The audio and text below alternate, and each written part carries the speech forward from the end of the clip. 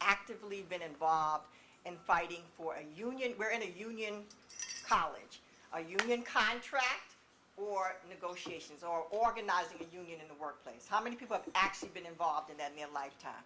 How many people have actually been involved in organizing a tenant organization in their building? How many people have actually organized the community control of the schools?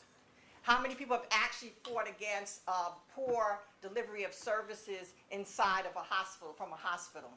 How many people have actually organized around against the war or other international issues against apartheid, fighting to protect Cuba, etc.? So we have a lot of activists in the room. And the reason why I did this is because if you actually did that, then I don't need to tell you and nobody else, you know what it takes to build the kind of movement that is absolutely required, and you also know the imperative of doing that, and you know that there is no time to waste.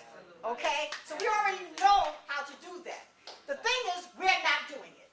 Okay? The thing is that we have gotten either bought into the program that those things are outdated and don't mean anything anymore, and we shouldn't be doing that anymore, and we look like crazies. The thing is that we have not allowed ourselves to support people who try to do that. So I don't think that there's one strategy. I think there's multiple strategies, and when we have been strongest is when we implemented those multiple strategies. So what comes first? What comes first is the fact that people need to be organizing some organizers training on every community across this country to talk about what works.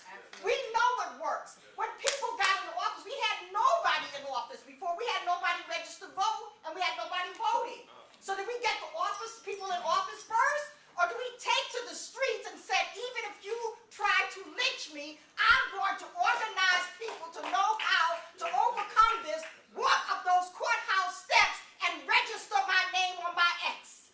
And I'm going to organize freedom schools that's going to help people in my community to do that and to put a stick up their back so they're not afraid when the master comes and tells them they better not go and sign their name on the registration paper. But that's the same kind of courage that it takes when you're in a workplace.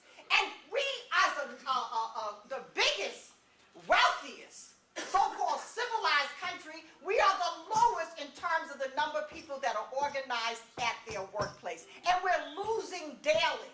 We're losing daily. But those who have, and I've seen some of my brothers and sisters here who are active in the trade union, you know we do everything that's right when we want people to sign on that card and become a union member. We do everything that's right when there's a disaster and we got to fight for a contract. Then we lay back and we go to sleep. And what is right? Door-to-door talking to people, having meetings in every workshop. MTA workers won because they captured every single department in the MTA before they ran somebody from office. And they captured it by doing what? Defending workers' rights on the shop floor.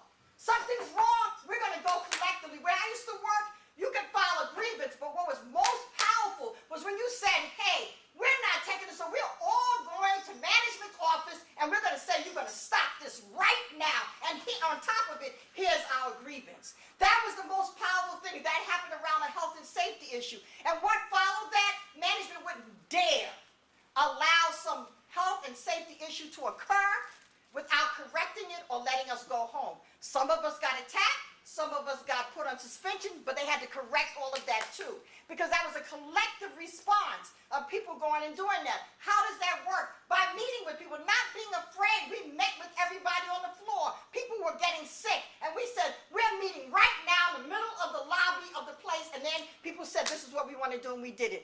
That kind of boldness and sense of urgency is what is missing among us now. Some other way to appease the landlord who's strangling us rather than taking the landlord to task the only way they understand. My bank has changed a million times. I shouldn't say my bank. Where my little bit of money is has changed a million times. We keep on putting our money in the bank. When a sister told me, sister, well, where are we going to shop for Christmas? Don't shop. We have so much power that gets squandered with the wrong strategies and tactics. The right strategy is when you militantly close shit down. When society cannot function. That's what they did in the Civil Rights era. That's what they did in the 30s.